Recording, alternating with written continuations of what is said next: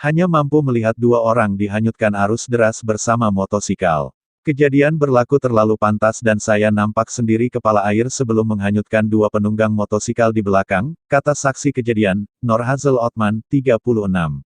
Menurutnya, kejadian kira-kira pukul 4.30 petang ketika dia dalam perjalanan pulang dari kerja di Museum Perhutanan Gunung Jerai, dan dalam keadaan hujan renyai. Ketika itu, dia bersama seorang pekerja warga Bangladesh, Aminullah Budi Alam, 21, menunggang motosikal berasingan untuk menuruni kawasan gunung itu, pulang ke rumah.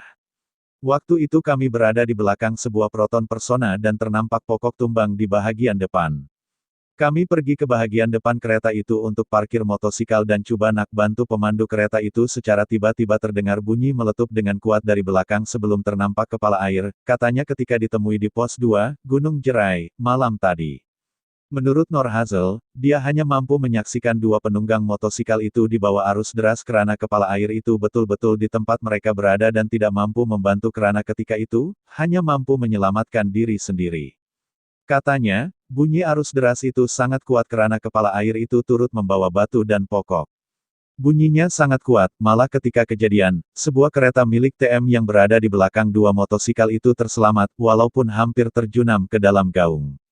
Perasaan takut hanya Allah saja yang tahu karena tak pernah saya tengok kepala air sebegitu kuat, katanya.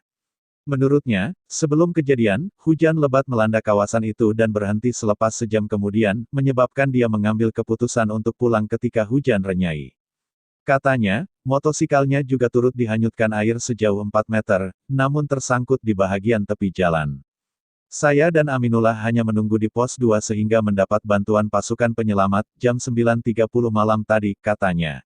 Aminullah pula berkata, segala dokumen pengenalan diri termasuk kad pelarian UNCHR, Suruhanjaya Tinggi Pertubuhan Bangsa-Bangsa Bersatu bagi pelarian, yang diletakkan dalam ragam motosikal juga dihanyutkan air. Katanya, dia yang sudah 5 tahun bekerja sebagai pekerja pembersihan di Gunung Jerai bersyukur terselamat dalam kejadian itu.